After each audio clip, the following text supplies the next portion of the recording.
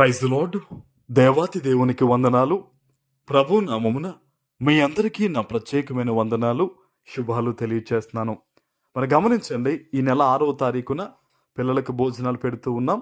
ఈ మంచి కార్యక్రమం నిమిత్తం ప్రార్థన చేయండి.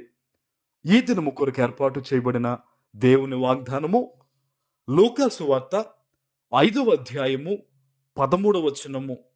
అప్పుడు ఆయన చెయ్యి చాపి వానిని ముట్టి, నాకిష్టమే, నీవు శుద్ధుడవు కమ్మని అనగానే కుష్ఠరోగము వానిని విడిచెను.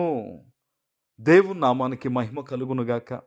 ఈ ఉదయకాల సమయంలో సర్వోన్నతుడైన దేవుడు గొప్ప వాగ్దానాన్ని నీకు అందిస్తూ ఉన్నారు. ఆనాడు ఒక కుష్టి వ్యాధితో బాధపడుతున్న ఒక వ్యక్తి యేసయ్య దగ్గరకు వచ్చి ఆయన ఎదుట సాగిల పడిపోయి అంటున్నాడు కదా, ప్రభువా నీకిష్టమైతే, ప్రభువా నీకిష్టమైతే గనక నన్ను శుద్ధుడిగా చెయ్యని చెప్పేసి బ్రతిమాలుకుని కన్నీరు విడిచి సాగిలి పడినప్పుడు దేవుడు వానిని ముట్టి, నువ్వు స్వస్థపడ్డం అనేది నాకు ఇష్టమే, నువ్వు శుద్ధుడివి కాని పలకగానే భయంకరమైన రోగముతో, భయంకరమైన దుర్వాసనతో ఆ దుస్థితిలో ఉన్న వ్యక్తి వెంటనే స్వస్థత పొందుకున్నాడండి. హల్లెలూయా. ఈరోజు దేవుడు ఎంత గొప్ప వాగ్దానం నీకు ఇస్తున్నాడంటే, బహుశా నీ జీవితంలో భయంకరమైన వేదనలు, తట్టుకోలేనంత అవమానాలు, శ్రమల గుండా నీ జీవితం ఉందేమో, నిరాశలో నీవు ఉన్నావేమో, నువ్వు అడుగుతున్నావేమో దీనంగా, ప్రభువా ఎవ్వరు నా జీవితాన్ని సరిచేయలేకపోతున్నారు, ఎవ్వరు నా పరిస్థితిని బాగు చేయలేకపోతున్నారు, నువ్వే నాకు దిక్కని నువ్వు దేవుని మీద ఆధారపడే మనసుతోనే ఉన్నావా? ఈరోజు దేవుని ఎదుట సాగిలి పడిపో. సర్వోన్నతుడైన దేవుని ఎదుట ఆనాడు ఆ వ్యాధితో బాధపడుతున్న వ్యక్తి ప్రభువా అని పిలిచి ఏ విధంగా సాగిలి పడిపోయి నీకిష్టమైతే అని అడిగాడు.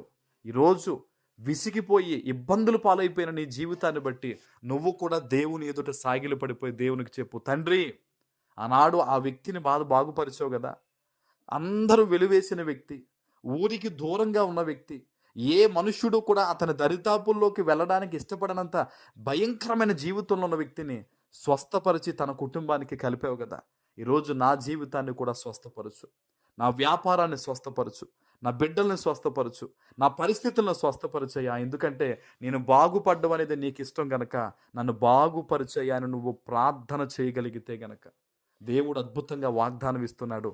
ఆనాడు ఆ వ్యక్తిని స్వస్థపరిచినట్టుగా ఈరోజు నిన్ను, నీ జీవితాన్ని కూడా దేవుడు స్వస్థపరచబోతూ ఉన్నాడు. ఆమేన్. హల్లెలూయా. ఎంత గొప్ప దేవుడో చూడండి. ఎంత గొప్ప దేవుడు అంటే, అందరూ ఆ కుష్టి వ్యాధి వచ్చిన ఆ వ్యక్తిని దూరం పెట్టేశారట. ఆ వ్యక్తి విసిగిపోయాడు. ఇంకా ఎవ్వరు తనతో మాట్లాడకపోవడం, ఎవ్వరు దరిదాపుల్లోకి రాకపోవడంతో యేసయ్య దగ్గరికి వెళ్ళి తన జీవితాన్ని బట్టి దుఃఖిస్తూ సాగిలి పడిపోయాడండి. అంటున్నాడు కదా, తండ్రి నీకైనా ఇష్టం ఉంటే గనక, ఎందుకంటే ఎవరికి ఇష్టం లేదు ఆ వ్యక్తి అంటే. బహుశా ఈరోజు నీ జీవితాన్ని బట్టి నిన్ను కూడా ఎవరూ ఇష్టపడలేదేమో, ఎవరో నిన్ను దరిదాపుల్లోకి చేర్చుకోవట్లేదేమో, అటువంటి పరిస్థితుల్లో నువ్వు ఉన్నావా? ఆ వ్యక్తి అని అంటున్నాడు కదా, నీకు ఇష్టమైతే అన్నాడు. ఈరోజు దేవునికి నువ్వు ఇష్టం, ఈ వాగ్దానాన్ని వింటున్నా నువ్వంటే దేవునికి ఇష్టం గనక ఆయన ఈ వాగ్దానం నీకు ఇస్తున్నాడు. నువ్వు బాగుపరచబడ్డం, నువ్వు అభివృద్ధిలోకి రావడం, నీ కుటుంబంలో శుభకార్యాలు జరగడం, నువ్వు సంతోషంగా హ్యాపీగా నవ్వడం అనేది నీ తండ్రికి ఇష్టం గనకనే ఈరోజు ఈ వాగ్దానం ఇస్తున్నాడు. నువ్వు భయపడొద్దు, బాధపడింది ఇంకా చాలు, సర్వోన్నతుని ఎదుట ఈరోజు సాగిలిపడి నువ్వు ప్రార్థన చేయి. నీ మొర దేవుడు ఆలకించబోతూ ఉన్నారు, నిన్ను గొప్పగా ఆయన దీవించబోతున్నారు. ఆమేన్. ప్రార్థన చేసుకుందాం. పరిశుద్ధుడు అయిన మా తండ్రి, మీకు వందనాలు.